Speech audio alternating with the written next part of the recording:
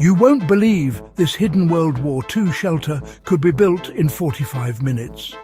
You could be standing 3 feet away from it and never know it was there.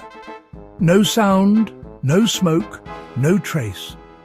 During World War II, men on the front lines mastered a survival skill so ingenious that it blurred the line between nature and human craft. It wasn't made of steel or concrete. It didn't need hammers or nails. Yet it could save your life and be built in under an hour. This was the invisible shelter, a creation born not from comfort, but from desperation and the primal need to vanish. When disappearing meant living. By the middle of the war, soldiers learned fast that visibility was death.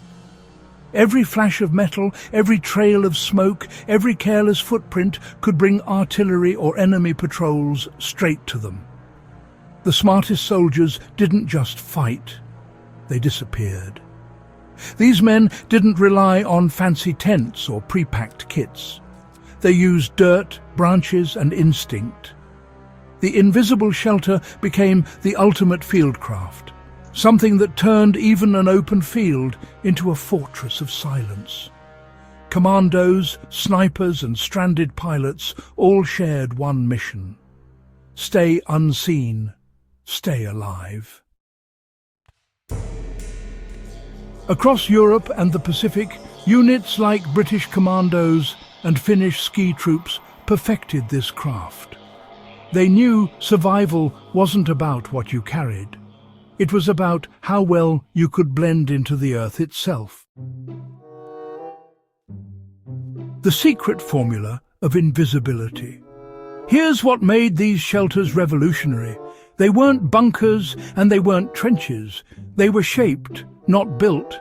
Every invisible shelter started with the same goal: erase the human outline.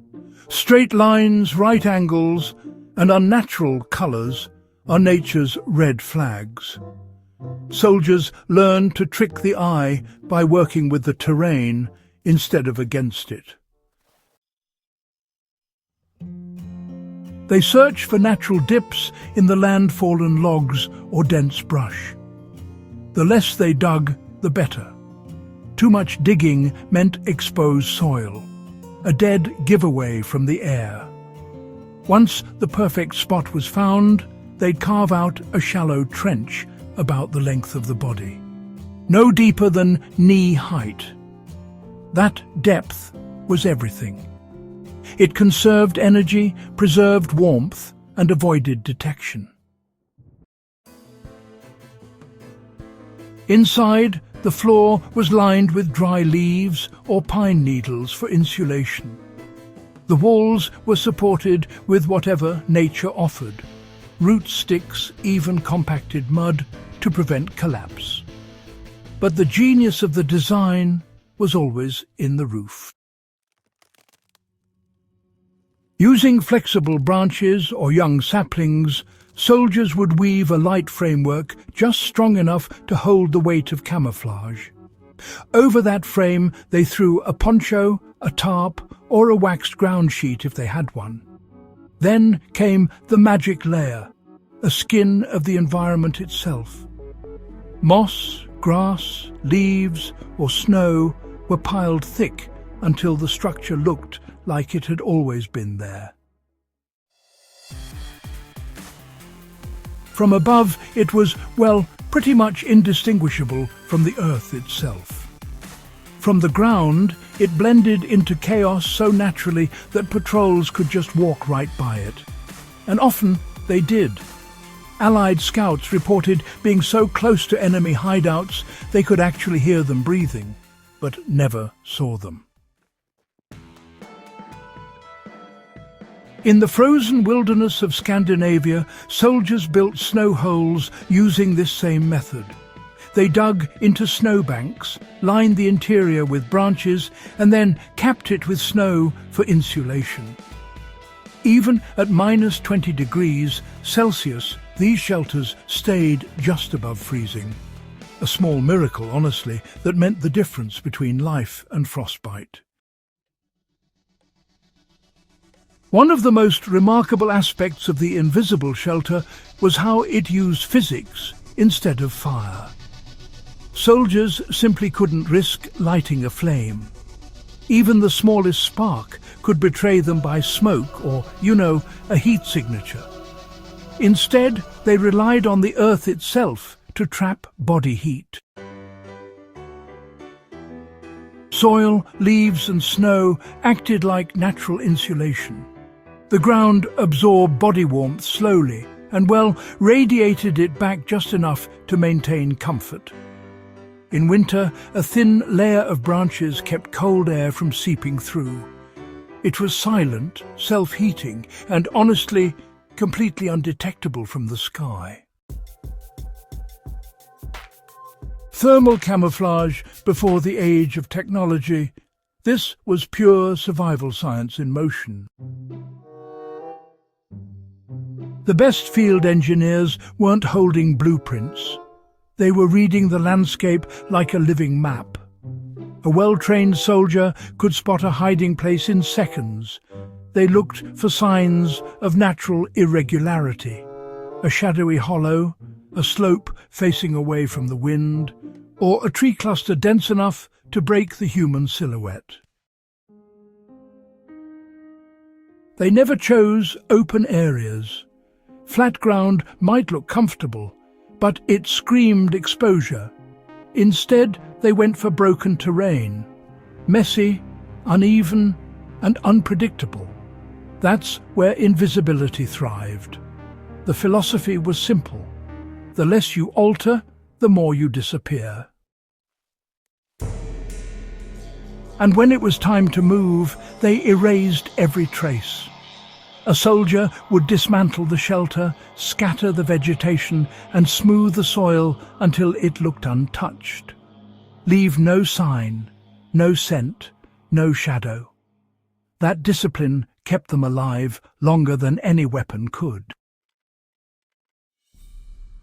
Fast forward to today. Modern special forces, bushcrafters and survival experts still use these same techniques.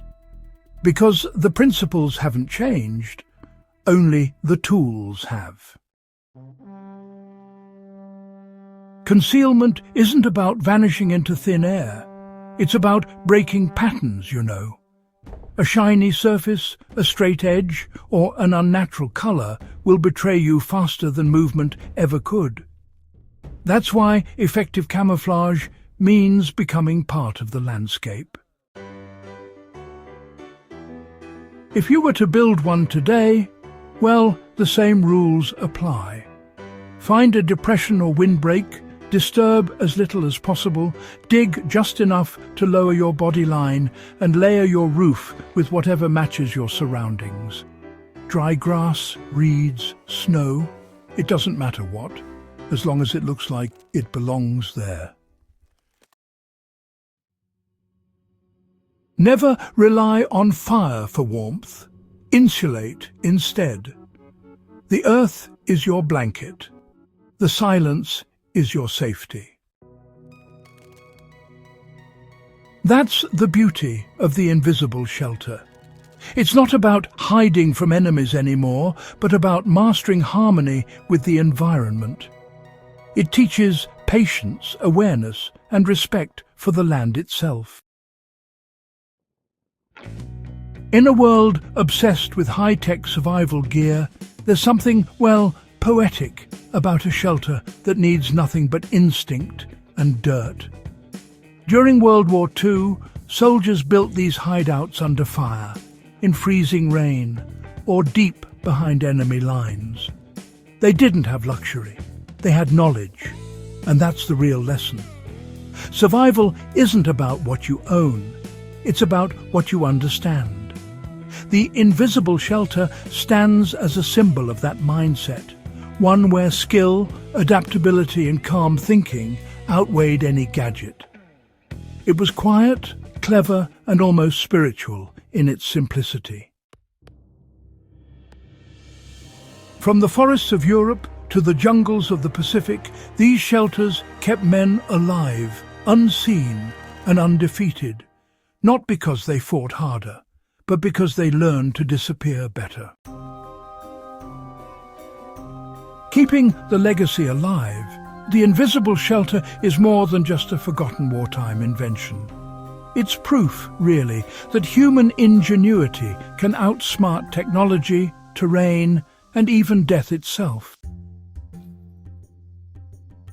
For the men who built them, every root and leaf truly mattered. Every sound counted. Every breath, well, it was part of the battle.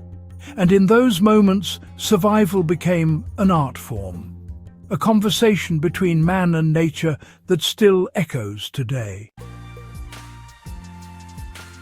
So, the next time you think of World War II, remember not just the tanks and the battles, but the silent soldiers who turned the earth into armor and vanished beneath the very ground they walked on. If you enjoyed uncovering this lost skill of the Second World War, hit subscribe to the Forgotten War Fronts. Share this with fellow history lovers and survival enthusiasts. Because here, we don't just remember history, we relive the skills that once meant the difference between life and death.